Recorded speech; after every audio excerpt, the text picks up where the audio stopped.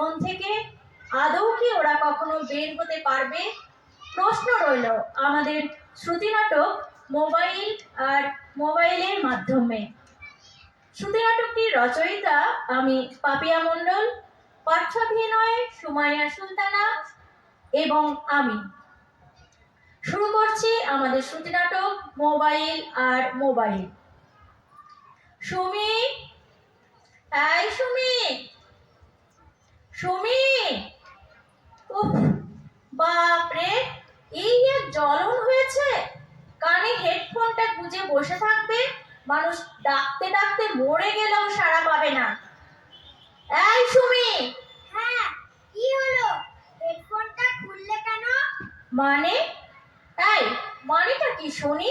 তুই সারাদিন কানে হেডফোন গুঁজে রাখবি, তোর সাথে কেউ কথা টথা বলবে না নাকি? ওই মোবাইলটায় কাল হয়েছে। উফ, দিন রাত শুধু মোবাইল আর মোবাইল।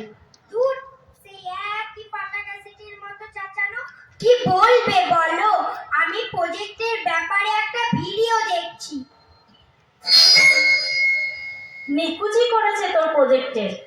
হ্যাঁ রে, পড়তে বসলেও সবসময় মোবাইল নিতে হয়। শুধুমাত্র খাওয়া, ঘুম আর নিজের কাজটুকু ছাড়া তো বাকি সারাক্ষণই তোর মোবাইল লাগে রে। তোর জীবনটা তো মোবাইলেই ঢুকে গেল। না খেলা আছে, না গল্প গুজব আছে, না কোনো কাজকর্ম আছে। সব সময় তো কানে হেডফোন আর হাতে মোবাইল। কি আশ্চর্য! কি বলবে সেটা তো বলো নাকি? প্রতিদিন সেই একই লেকচার, এত বকো কেন? না, বকবে না। ওরে, আমি তোর মা, আমি তোর ভালো চাই, সেই জন্যই তো বকি। আর কে বকতে আসবে, কে বলতে আসবে তোর ভালো খারাপ নিয়ে? সে নয় হলো, বলো কি বলছিলে? এতক্ষণ ধরে তো বকেই চললে শুধু। কি জানি বাপু, কি জন্য তোকে ডাকছিলাম। ডেকে ডেকে গলা আমার ব্যথা হয়ে গেল। তুই এবার থেকে মোবাইলটা একটু কম নে বাবা, পড়াশোনায় একটু মন দে। আর দুটো কানে ওভাবে হেডফোনটা না গুঁজে একটা কান খোলা রাখ। ঘরের লোকের কোনো বিপদ আপদ হলেও তো তুই কিছুতেই শুনতে পাবি না রে।